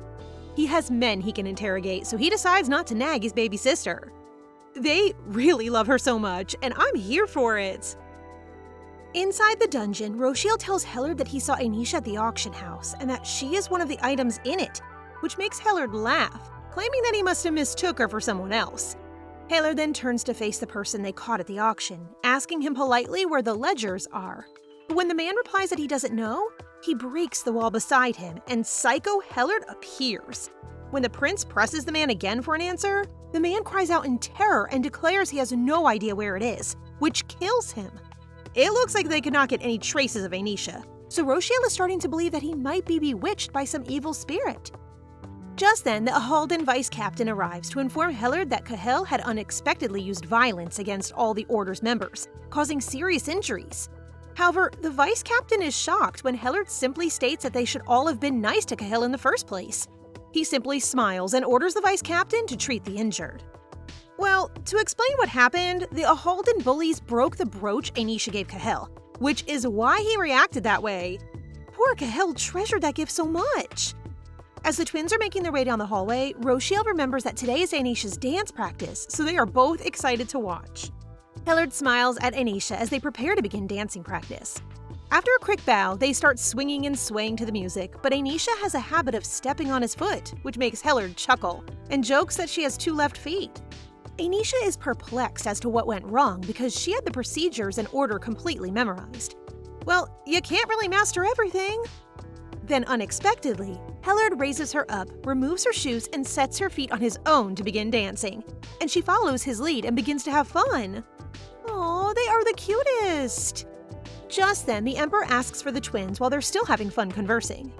Enisha is in her room reading books, but she can't concentrate since her mind is racing with thoughts of Cahill and wondering where he went. He isn't in the Golden Forest, and she can't look for him during training because Hellard is there. She wants to know why he suddenly beat up the members of his order after she reminded him not to. Despite having read every book on elemental spirits, she still does not fully understand their power. She is determined to help Cahill in his quest for vengeance and to look after Avartia when she notices something on the floor. She recognizes it as a familiar, but does not know whose weirdo sends it to her. She tries to hold it, but the black blob moves to form a heart shape and makes a sound telling her, "I love you, princess," which surprises her and causes her to throw the blob away from her, which eventually stops, leaving her so confused. Whoever sent the love blob is undoubtedly skilled, but before she can figure out who's responsible, a maid knocks on her door to inform her that her father has asked for her. As she makes her way to the meeting room, a servant tells her that there are 2 princes and high-ranking nobles present, hinting that the Hawkmen must have visited Hyperion. That implies that one of the king's sorcerers was also responsible for sending the love blob. When Enisha walks into the room and takes her usual seat on her father's lap, things get serious. Without giving her any specifics, Rodgo tells her that they have a guest who wants to see her. He then makes it clear that the visit is unannounced, so she can ignore it if she so wants. Hellard adds and presses her to reject the visitor, while Rochiel smiles mischievously and says that whoever the visitor is rude. Enisha frowns, knowing that she would never get an answer from her family, so she turns to the Marquise Iliosa and asks who her visitor is. Despite the 3 boys' intense stares, the Marquise manages to break the silence and confirm that it is the Hawkmen. The Marquise continues to claim that the Hawkmen apologized and even offered a gift, until he gets a death stare from the Emperor, making everyone in the room tremble. This guy wishes to die! Our girl is smart, and she understands that the officials are attempting to think highly of Hawkmen because Scansa is a good political partner. But these guys must have forgotten she's only 5 years old. If her family wasn't powerful, she figures that these leaders would have sold her out, so it's time for her to teach them a lesson. Enisha begins to cry and pretends that she will consent to marry, because it appears that is what the noble wants. No saving from Enisha now! The helpless twins are watching Enisha while she sobs. Eventually, the Marquis speaks up again and reassures the princess that they will only meet briefly in person. This makes Hellard angry and causes the chatty noble to shudder before apologizing for his actions. However, Hellard is prepared to kill him when Enisha notices that her family is about to blow up because of anger, so she decides to act swiftly. With sad eyes, she approaches Rochiel first, in the hopes that words can calm him down. But she soon learns that the quiet types are even more frightening. Everyone pauses as the Emperor asks Enisha whether she despises the Hawkmen and offers to kill him for her. This time, Enisha considers her options, since if she says yes, the 3 of them will undoubtedly do it. So she assures them that she is fine as long as she does not marry the Hawkmen, and she stops Hellard from killing the Marquise by asking him to hug her, saving everyone's life. They are all prepared for the Hawkmen's arrival, but Enisha is perplexed as to why the king is so drawn to a 5-year-old girl he's never seen before. The Emperor warns her not to smile or even look at him in the eyes, as he may induce a wild illusion. The coming of the Hawkman of Scansa is announced, and when he arrives and greets her, Enisha is taken aback to see Avartia in front of her, so she turns away from him, which pleases the Hyperion family. They are happy she's disgusted. Meanwhile, in Archis, Belawan has been preparing for war and is considering snatching the Empire's 3rd star, but he knows that Archis cannot defeat the Empire based on overall strength. However, if he can just send the High Mage to their island in the sky, the Hyperion Empire will be unable to find her. He hopes she will come obediently, but if she refuses, he intends to deploy a magical restraining device on her and take her by force. Then surprisingly, Noxita informs him about the Hawkman of Scansa via his 3-legged crow, leading Belawan to quickly investigate. Enisha is exhausted as she collapses on her bed, furious that the Hawkman who proposed to her is Avartia, and she hates that he even presents her a rare magic stone that can temporarily increase one's magical abilities.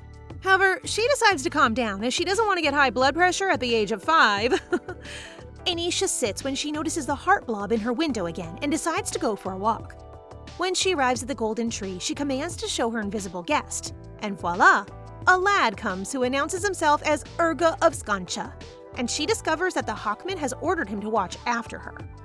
Urga is overjoyed to learn that Enisha is aware that he is responsible for the blob, so he starts gushing about how thrilled he is to see her in person, and how he could die with no regrets right now, making Enisha feel sick. Urga enthusiastically tells her that she deserves to be queen and rule over all of Scansa, but he is interrupted by Kahel, who uses ice to hit him and caution him he can't approach Enisha. Enisha scolds Kahel for hitting the Hawkman sorcerer, but Kahel's face simply screams, "I don't care!" Meanwhile, Urga gives off an intimidating vibe, and he seems as strange as his king, as he is excited for Enisha to hit him next. Kahel makes the decision to take Enisha with him and leave, but Urga gets serious and unleashes his magical scythe.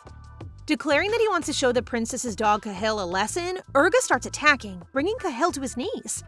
Urga continues to belittle Kahel, which irritates him and causes him to use his powers, something Enisha feels is a bad idea. So she intervenes and warns Kahel that he cannot make another mess after assaulting the Ahaldan Knights. Enisha decides to deal with Urga on her own, and with her magical abilities, Enisha shrinks Urga's scythe into a miniature form. Then, she encircles him in a spell that pulls him to the floor. On top of that, she approaches him, steps on his hand, and asks him whether the Hawkman has told him to fight her. Savage baby! This gives Urga shivers, and he quickly apologizes. But once Enisha walks away, this guy flushes, realizing that the princess has just stepped on him and left a mark.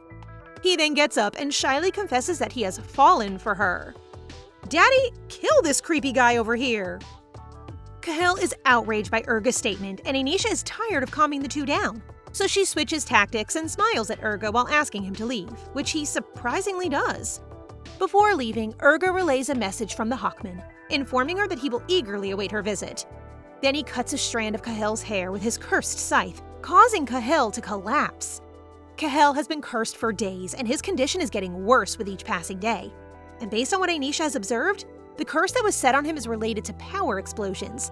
So if the curse is not lifted, his elemental spirit may erupt, freezing the entire capital. So she has no choice but to meet with Avartia.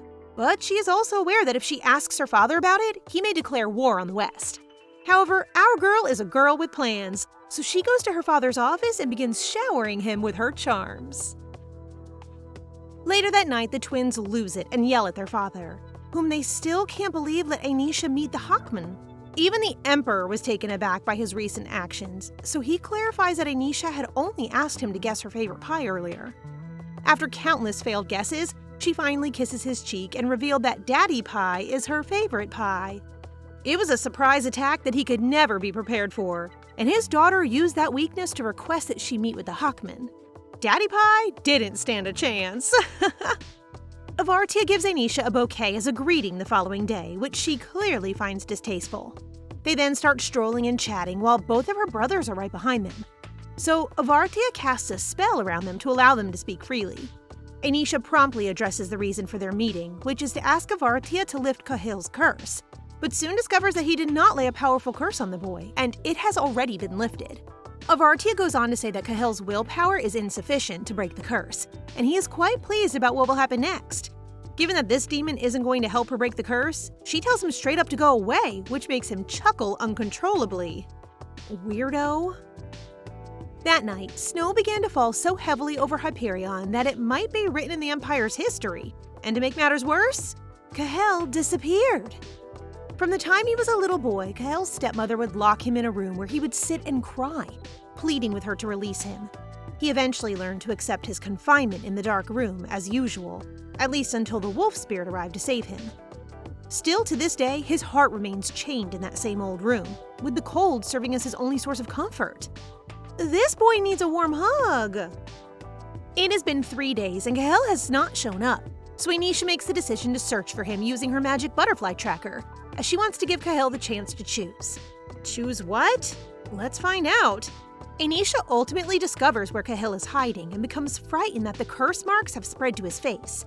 Kahel, on the other hand, tries to run towards her despite the fact that he is hurt and coughing blood. With a firm grip on his face, Enisha tells him that the curse is bringing out his emotions and that he will surely be consumed by his own powers if he continues. The only way out, she states, is for Cahel to make her his master. Cahel didn't hear Enisha because his mind was replaying his awful past, where he was locked up merely for staring in the wrong direction, not looking excited enough during meals, or simply catching someone's eye. Everything he did was wrong, and that killed the life in his eyes. So that night, as he was coughing blood in his room, he stepped outside because he couldn't breathe.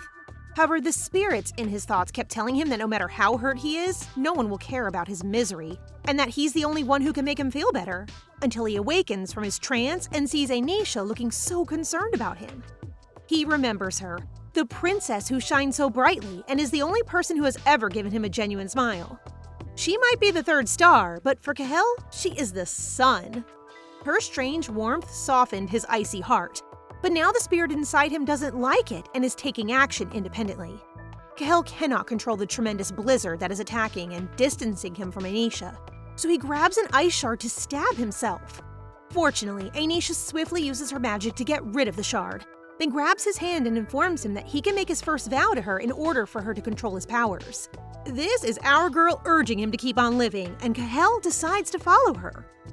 As Cahel recites his vows, he can't help but be drawn to Enisha's flaming orange eyes, thinking that if they could melt him to death, it would be a joyful moment for him. Damn, that is one sweet, silent confession. He feels like Enisha is the light that has crept into the dark room of his heart, and he is grateful that the princess is now his master. At last, Cahel cracks a smile, and he looks so warm and at ease. Cahel sleeps soundly because he has to heal, but there's no need to worry, according to Del. Yet he is concerned about Cahel's position because he may be ejected from the Ahaldan Order due to his prolonged absence. Enisha then assures him that she is now planning something and grins, saying she will notify him once it's certain. That night, Enisha is jolted awake by a knock on her window. Despite her sleepiness, she goes to investigate and discovers that Avartia is outside waving to her.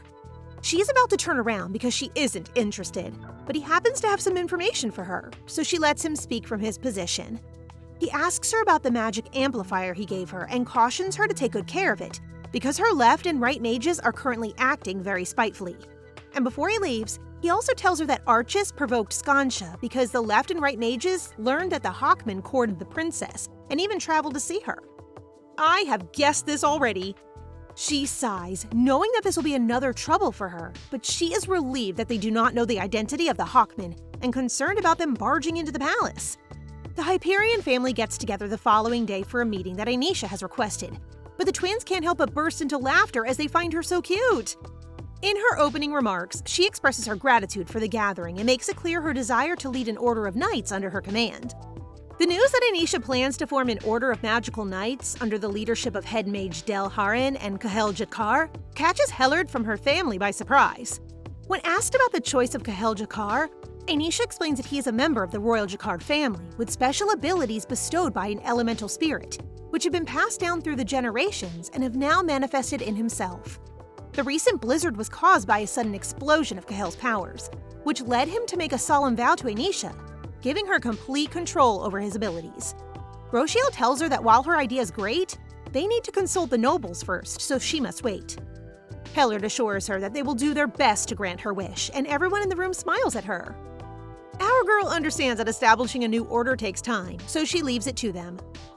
2 years later, Cahel looks magnificent in his new knight uniform. As he walks down the hallway, Del meets him and comments on how good he looks. They walk in silence together when Del begins talking about how he's glad Cahel can now control his powers, and is excited if he could show it to him next time. But Cahel just looks at him, giving Del a chilly vibe. Cahel reminds him that his master is the princess, not him, leaving Del speechless and wondering how the High Mage can control such an irritable boy. Oh boy, their team will be so interesting. They both pay their respect to the princess, and Enisha smiles as she looks at Cahel, who is bowing in front of her, and congratulates him on becoming vice commander of the Ivrote Order. In their meeting, Enisha informs Del and Cahel that the Ivrote Order has not yet been officially launched because their last member has not yet joined them, and their first objective is to bring Rashina in as she intends to recruit her. The trio is now outside the palace looking for Rashina. Del is unable to stop worrying about the princess because he fears the Emperor or the twins will find out. Enisha, on the other hand, is calmly enjoying her ice cream and tells him that he needs to get used to the fact that she will occasionally travel outside the palace covertly. Del also says he doesn't feel good about recruiting Rashina, but she stresses that they need her and that it's all part of her plan, urging him to go along silently. A little while later, Cahel offers to clean Anisha's sticky hands, and as he gets into it, she notices how tall and attractive he's become. She remembers how, 2 years prior, her heart fell upon learning that Cahel had been called by Rodgo and the twins, fearing they would devour him, but instead of being killed, Cahel trained under Hellard for the next 2 years, taking lessons in everything from swordsmanship to culture and etiquette. It was said that the order took 2 years to be formed due to certain rules, but this period was actually a time for the Imperial family to turn Cahel into a suitable candidate to join the Ivrote order. After realizing how much he's been through, Enisha pats his head and tells him how proud she is of him, which causes him to blush. As she turns around, she spots a cute stuffed bunny at a nearby toy store and thinks it would be nice to cuddle up with it. Cahel notices her reaction and asks if she likes it, but she's too embarrassed to tell him the truth, so she just says she's looking at it. They then return to the inn where they met Rashina, and Cahel decides to gather information inside while Enisha and Del wait in the shade. Del then uses the chance to express his dislike for Cahel, which Enisha is well aware of, and she states that Cahel simply lacks social skills. And even if Del hates him, he has no choice but to get along since they both pledged a vow to her. Cahel then appears and informs them that Rashina has been taken captive in a combat ring by Grishan's brother, Griole, as revenge for Grishan's arrest. They then arrive at the place, and their concept today is that she is a pampered, wealthy girl accompanied by her 2 knights. Because the guards are wary of them, Enisha orders Del to toss gold money at them, and they are instantly granted access to the underground battle ring. After that, the man takes them to Griole's office, where Enisha wastes no time asking about Rashina and offers to pay whatever amount. Her haughty expression irritates Griole and causes him to yell, but Cahel jumps to protect Enisha, which makes Griole smirk and decide that instead of paying money, Cahel should be in the ring. He boldly asserts that he is prepared to release Rashina, provided Cahel wins all of today's matches, which Enisha gladly accepts. They then visit Rashina in her cell, and she agrees to be Anisha's knight if she saves her from being locked up. However, she cannot believe that she is last in her knight's rank, so Enisha explains that Del is Hyperion's head mage, while Cahel is the son of Jadkar's king and a spirit contractor. Rashina begins to see them in such bright light that she has no way to reach them, so she admits defeat. With Rashina on the squad, Anisha's order will be a colorful one. The competition is about to begin, and as someone who recently stated that he despises Cahel, Del is shaking with worry for Cahel's safety because these illegal rings recruit mercenaries. Enisha then reminds him that Hellard personally taught Cahel for 2 years, so if he can't trust Cahel, he should trust the second prince, making this sweet grandpa sigh with relief. I would not be surprised if Del gets hypertension. They then start snacking, and this devious child urges Del to put all of their money on the sword-wielding pretty boy, aka to Cahel. She is ecstatic, while Del cannot believe the princess is actually gambling. Well, it's not gambling if you know the outcome in advance. As soon as they announce sword-wielding pretty boy in the ring, the audience rushes to trash him, but they are all taken aback when Cahel easily defeats every opponent. Currently, he is competing in the championship match, and his opponent is a massive figure by the name of Macias, who is the current champion. Despite the ongoing booing, our sweet boy can only hear Anisha's support, which brings a smile to his face. Macias approaches him and starts muttering things to him, which enrages Cahel to the point that he sprints and swings his sword upon hearing the announcer's signal to start the fight, resulting in the huge guy being smashed into the wall. I bet this guy talks badly about Enisha. Even after Macias pleads for mercy, Cahel pierces his sword to the heart and refuses to stop.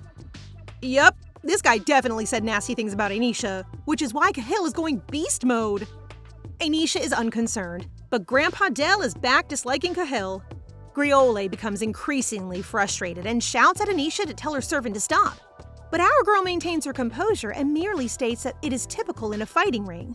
Griole is losing so much money that he becomes agitated and declares that they will never leave his place alive, causing Enisha to sigh and have no choice but to order Del to finish them. The audience panics and rushes out, which is precisely what Enisha wants. Griole and his men begin casting spells to attack an actual child, but not on Del's watch, who is now showing off his magic neutralizer abilities. Enisha then proceeds to finish them off by launching a torrent of incredible strikes, which manage to knock them all down with a single hit. After catching Griole in the act of running away, Cahel feels pleased when Enisha pats him on the head. She then discovers that Macias had previously made insulting remarks about her, something Cahel would never say aloud, so instead of pressing the matter further, she simply orders him to keep his cool the next time. I knew it. Enisha then bends down and grins at the enraged Griole, who begins warning her that she'll be killed in no time because he works for Count Lestian. He starts leaking the names of some big shots, and Enisha lets him ramble and listens to him cheerfully. After that, she flashes a menacing look and is about to reveal her true identity when Del cuts her off to tell her Rashina has escaped. She merely smiles since she expected the old hag to escape, but she isn't worried because she has previously casted a tracker on her. They quickly capture Rashina, who begins apologizing continually to Princess Enisha after she declares that she will be sentenced to death. So Enisha gives her two options: sign a contract or die. And Rashina has no choice but to sign the deal, which makes our girl very happy. They collect a large sum of money from the raid, which Enisha wants to use as a secret fund for her order, before giving a bag of money to Cahel as a prize for winning the competition. Before they go, Enisha smiles at Griole and his men and informs them that the palace knights will pick them up tomorrow. When she returns to the palace that night, a maid cautions her that her brothers are waiting for her, implying that they know she left without their permission.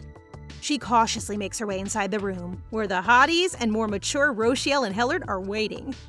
Rochiel looking as dapper as ever? Hellard in that V-neck? Oh, the way puberty slammed them! Anyway, our girl is in a pickle right now since her two brothers seem mad, so she explains that she was searching for her last knight, a skilled mage. She goes on to say that she intended to return home early, but that someone stood in her way, which prompted her overprotective brothers to listen intently. She pretends to cry as she describes her encounter with Griole, emphasizing that the man threatened her because he has the backing of some big shots, which enrages the twins. Well played, princess. Enisha then awakens from her sleep as a snowflake falls on her cheek. And when she sits up, she discovers the stuffed bunny she liked in the shop on her side. Her cheeks flush as she embraces her new bedmate. Sweet Cahel. Today, Enisha instructs Rashina to replicate her, which this old mage claims is simple. But as soon as she transforms, Enisha frankly states that her magic is sloppy. She adds that Rashina's copy will not deceive Noxita or Beluan, so she orders her to practice more until she masters it. Next, Enisha goes to Cahel and tells him to try concentrating his magic to turn it into a sword, which he does but cannot control yet and ends up covering the place in snow. He seems very dejected afterward, but then blushes when Enisha encourages him to practice more, making Rashina look horrified as she has never seen Cahel smile. But Del seemed to be getting used to it now. Rochiel and Hellard are pretty proud of Enisha as she rides the horse they gave her for her 8th birthday. After their horseback riding practice, they proceed to archery training, where Hellard initially tries crushing the entire target to show off, and is overjoyed when Enisha compliments him. He never changed. Cutie. Enisha has been practicing archery because the ceremony to crown Hellard Emperor is only a few days away. This is also the day that both twins will become adults, so there will be a large gathering of nobles and diplomats from throughout the continent. And Hyperion will throw a hunting tournament for their special guests. But Enisha isn't very good at shooting an arrow, so Rochiel suggests she add some magic to it. Sure enough, she strikes the target, and everyone starts cheering. They are now having a picnic under the golden tree, and as always, Enisha is being spoiled with pats and cheek pinches from her brothers. She is confident that Archis and Avartia will attend the coronation, which is why she has been training her Ivrote order to maintain peace across the continent. Just then, Hellard gleefully asks if she wants to be the Empress. He can be in control of the military while Rochiel is in charge of administration, and she can sit on the throne. That would be amazing, though. However, just thinking about it gives Enisha nightmares, and becoming a high mage has already traumatized her, so she protests no, making her brothers laugh so hard. Hellard hugs her and tells her that he will take the role, while Rochiel pinches her and explains that they are only asking in case she wants the throne. Hellard then pats her head and beams at her, promising her that she can do whatever she wants as they will be there to support her, causing Enisha to blush and thank him. A royal family that isn't battling for the crown? Love it. Meanwhile, in the nation of Jadkar, Lady Cartina, Cahel's abusive stepmother, meets the ailing king and manipulates him into sending Ascion as Jadkar's delegate to the coronation. Cartina, with her evil smile, requests that Ascion give her greetings to Cahel, which her son, who appears to be as evil as her, agrees to. Count your happy days now, you fools! So guys, what do you think of this story so far? Please subscribe and turn on notifications for updates on this and all our other stories, so you can be the first to find out when they're out. Thank you so much for your support. See you in the next one!